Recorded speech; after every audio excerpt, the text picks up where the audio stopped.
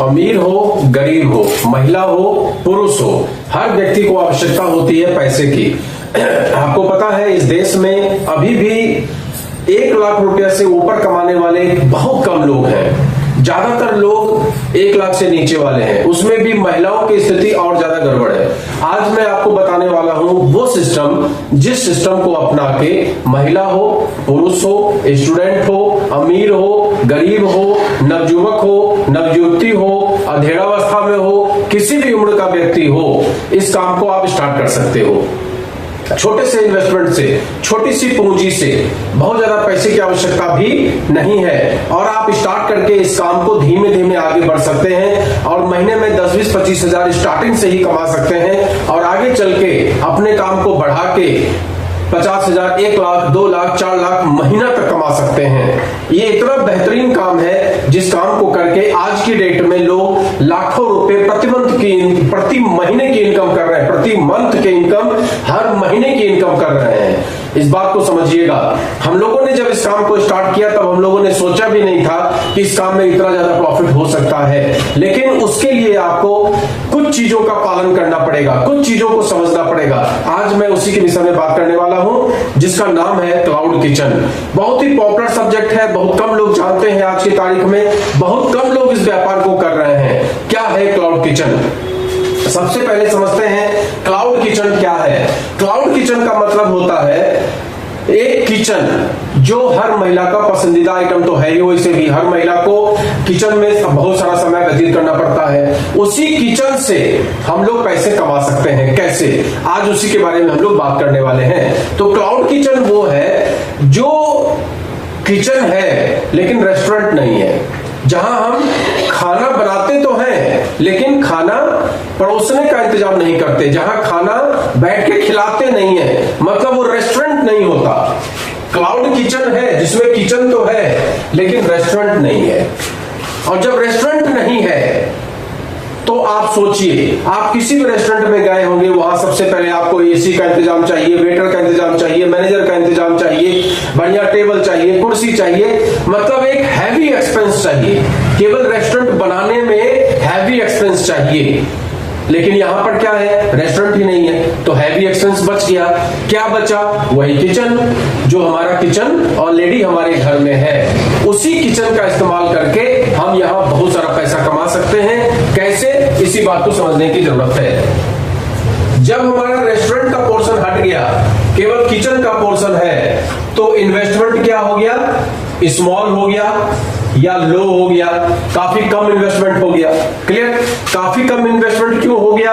क्योंकि ऑलरेडी आपके पास जो पुराना सिलेंडर जिसपे आप खाना बना रहे हैं उसी का इस्तेमाल करके काम स्टार्ट कर दीजिए। जो ऑलरेडी 2 बर्नर का या 3 बर्नर का या 4 बर्नर का आपके पास वो है चूल्हा है, उसी का इस्तेमाल कर दीजिए। इंडक्शन कुकटॉप है, उसी का इस्तेमाल करना शुरू कर दीजिए। जो आपके पास छोटे छोटे बर्तन हैं उसी का इस्तेमाल करना शुरू कर दीजिए। क्योंकि मेरी बहनें, मेरे भाई, स्टार्टिंग में आपको 10-20 का ऑर्डर आ जाए बड़ी बात होती है। हम यहाँ ये बात नहीं करने वाले हैं कि स्टार्टिंग में आप लाखों कमाने लगोगे। एकदम से आपने काम स्टार्ट किया नहीं कि 500 प्लेट का ऑर्डर आना स्टार्ट हो गया, ऐसा नहीं होने वाला।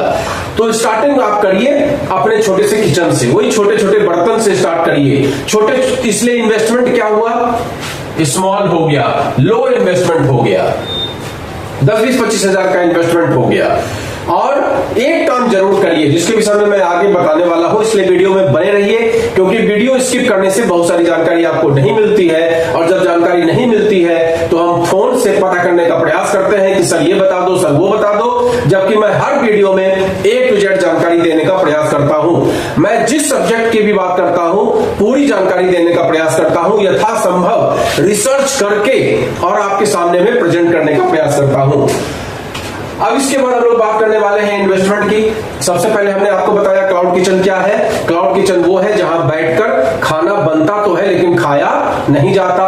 रेस्टोरेंट का सिस्टम वहां नहीं होता है, लिहाजा इन्वेस्टमेंट बिल्कुल कट हो जाता है। छोटे से इन्वेस्टमेंट पे हम इस काम को स्टार्ट कर सकते हैं और महिला पुरुष जिसको भी खाना बनाने में दिलचस्पी है और जो भी आप खाना बना लेते हैं उसी काम से इस बिजनेस को आप स्टार्ट कर सकते हैं। अगर कुछ भी नहीं आता, कई जगह हमने देखा है दाल चावल भुजिया पापड़ से भी इस काम को लोग स्टार्ट करते हैं और बहुत बेहतरीन रन करते हैं। तो लो इन्वेस्टमेंट, एक चीज यहां बहुत इंपॉर्टेंट है जिसको बोलते हैं लाइसेंस। एक चीज हमेशा याद रखिए, जब आप अपने घर में ब्लड रिलेशन में खाना बनाते हैं, खिलाते हैं, तो उस समय किसी लाइसेंस की जरूरत नहीं पड़ती है। अगर आपकी शादी हो गई वही लाइसेंस आपका काफी है, अगर आप किसी घर की बेटी है तो वही लाइसेंस आपका काफी है। लेकिन जब आप दूसरे लोगों को खाना खिलाते हैं, मार्केट में खाना खिलाते हैं, तो उस अवस्था में आपको चाहिए लाइसेंस। कौन सा लाइसेंस? फसाई का लाइसेंस, फूड सेफ्टी का लाइसेंस।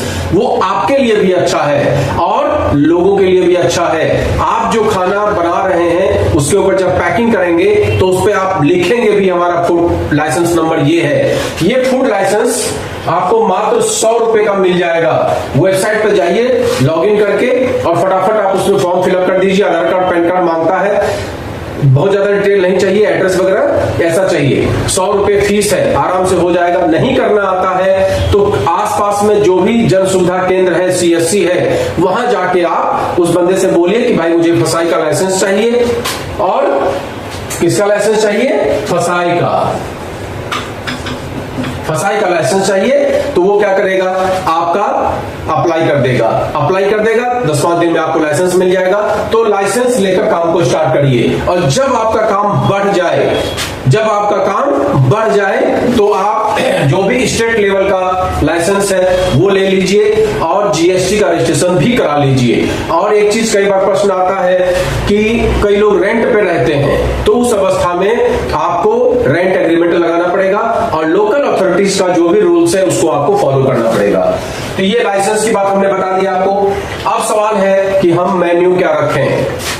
अक्सर लोगों के मन में दुविधा रहती है कि हम मेन्यू क्या रखें। तो आपको एक चीज ध्यान रखना है कि आपने यहाँ कोई होटल नहीं खोल लिया है, एक लंबा चौड़ा मेन्यू कार्ड आपने बनवाया और 50 आपने वर्कर रख लिए कि अब ये पाव भाजी बनाएगा, वो मैगी बनाएगा, तो वो चाउमीन बनाएगा, तो वो कुछ और बनाएगा, वो पनीर की सब्जी बनाएगा, वो ढोकला बनाएगा। इतना दिमाग लगाने की जरूरत नहीं है। क्लाउड किचन का नियम ये होता है कि इसमें जिस चीज में आपको महारत हासिल है उस काम को स्टार्ट करिए। जैसे मान लीजिए किसी को छोला भटूरा अच्छा बनाना आता है, आप उसी काम को स्टार्ट करो। बहुत ज्यादा लोगों को दाल चावल सब्जी रोटी बनाना अच्छा लगता है, सिंपल खाना है, उसी काम को स्टार्ट करिए। किसी को गुजराती खाना पसंद है, भाई उस इलाके में रहते हैं, उधर का खाना। तो जहां जो इलाके का है, आपके इलाके में जो भी चलता है उसी से अपने काम को स्टार्ट करिए। इसमें बहुत ज्यादा दिमाग लगाने की जरूरत नहीं है और बहुत ज्यादा मेन्यू रखने की जरूरत भी नहीं है। बहुत ज्यादा लिस्ट बढ़ाएंगे तो अननेसेसरी आपका वेस्टिंग ज्यादा होगा, आपका प्रोडक्ट वेस्ट ज्यादा जाएगा और काम में कम आएगा। इससे बढ़िया है कि अब जैसे एक एग्जांपल लीजिए कि हमने 100 टिफिन सर्विस रख लिया, तो उनको दाल चावल सब्जी रोटी देना है तो भाई दाल चावल सब्जी रोटी का इंतजाम करिए, पापड़ का इंतजाम करिए, अचार का इंतजाम करिए, घी का इंतजाम करिए। इस तरह से आपको सिस्टम बनाना है। अगर आपने उस तरह का रखा है कि हम नाश्ता प्रोवाइड कराएंगे तो छोला भटूरा का इंतजाम करिए। अगर उस टाइप का है डोसा का इंतजाम करिए, उस टाइप का है इडली सांभर का इंतजाम करिए।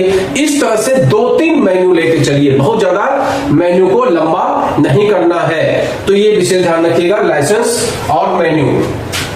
अब जो लोग गलती करते हैं इसको भी समझ लीजिए, क्योंकि अगर गलतियों से हम सीख लेंगे तो हम निश्चित तौर पे गलती नहीं करेंगे और जब गलती नहीं करेंगे तो निश्चित तौर पे हमें सफलता मिलेगी। तो पहली गलती लोग यही करते हैं कि मेन्यू कार्ड बहुत सारा आइटम स्टार्टिंग में लिख देते हैं और उसके बाद क्या होता है, हम उतना सामान प्रोवाइड नहीं करा पाते, या अगर प्रोवाइड भी करा देते हैं तो कई बार ऐसा होता है कि वो ऑर्डर आपका नहीं आएगा। अल्टीमेटली रॉ मटेरियल है, कच्चा माल है, खराब हो जाएगा। अब खराब हो जाएगा तो आपका नुकसान हो जाएगा। फिर आप सोचोगे कि सर का वीडियो देखा, हमने स्टार्ट कर दिया लेकिन मेरा माल बर्बाद जा रहा है। तो ये काम भी नहीं करना है। दूसरा जो एक गलती लोग करते हैं, वो सबसे ज्यादा गलती लोग करते हैं कि पैकेजिंग पे ध्यान नहीं देते। आप खुद में सोचिए कि आपने किसी को खाने का ऑर्डर दिया और उसके बाद डब्बा बंद खाना आपके पास आया, लेकिन जब आपके पास आया तो उसमें लीकेज है या उसमें देखने में खूबसूरती नहीं है। हम लोगों ने अभी 6 महीना पहले एक ढाबा है, इसी टाइप का है, क्लाउड किचन टाइप का, हमने उससे खाना मंगवाया और उसकी पैकेजिंग इतनी खराब थी कि जो भी हमने उससे मंगवाया वो पूरा किनारे किनारे फैला पड़ा, पॉलिथीन में भी लगा हुआ। तो क्या होगा, आपका मन भटक जाएगा, आप नहीं खाएंगे।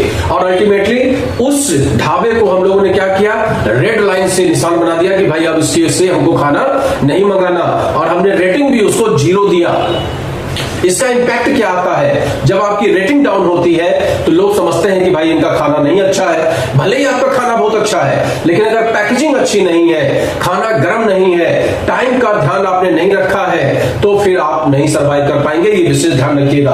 ये कुछ मिस्टेक लोग करते हैं कि मेन्यू में बहुत सारा आइटम रख लेते हैं, टाइम का ध्यान नहीं रखते हैं, पैकेजिंग साफ सुथरा नहीं रखते हैं, फोटो साफ सुथरा नहीं डालते हैं, इस तरीके का रेट बहुत अनाप शनाप रख लेते हैं, या इतना कम रख लेते हैं कि पता चला कि मैनेज ही करने में आप क्वालिटी मेंटेन नहीं कर पा रहे हैं, कंटिन्यूटी मेंटेन नहीं करते हैं। पता चला कि आज हमने खोला और कल हमने बंद कर दिया, परसों हमने फिर खोला, नरसों हमने बंद कर दिया, तो इस तरीके से आपका काम नहीं चलेगा। किसी भी चीज में सफलता चाहिए तो कंटिन्यूटी अति आवश्यक है। लगातार आपको परिश्रम करना बहुत जरूरी है। लगातार हम परिश्रम नहीं करेंगे, लगातार अपने किचन को नहीं ओपन करेंगे, तो आपका काम नहीं बढ़ने वाला। अब जो एक प्रश्न आता है, इनकम कितनी आती है? बिल्कुल सही बात है, इनकम कितनी आती है? तो इस चीज को समझने के लिए एक एग्जांपल समझिए।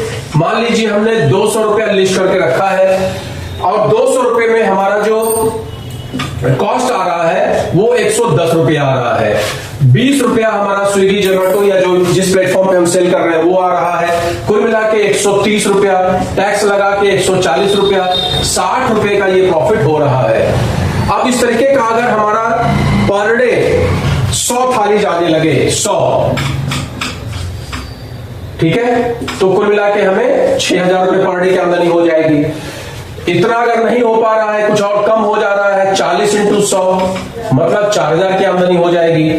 मान लीजिए कि 50 का ही ऑर्डर आ रहा है, तो ये इनकम डिपेंड करेगा कि आपने कितना मार्जिन सजा के रखा है, आप किस हिसाब से प्रॉफिट कैलकुलेट कर पा रहे हैं, सारा खर्चे आपने उसमें जोड़ के रखा है कि नहीं। कई बार हमने देखा है कि लोग पैकेजिंग का खर्चा करना भूल जाते हैं, जोड़ना ही भूल जाते हैं। कई बार स्विगी जोमेटो का जो लिस्ट करते हैं वो लोग भी कमीशन लेते हैं, तो उसका हम जोड़ना भूल जाते हैं। इन्वेस्टमेंट का ब्याज जोड़ना भूल जाते हैं। खर्चा जो हमारा छोटे छोटे बहुत सारे ऐसे खर्चे होते हैं जो घड़ी में रखा हुआ है हमने कर दिया, वो भूल जाते हैं।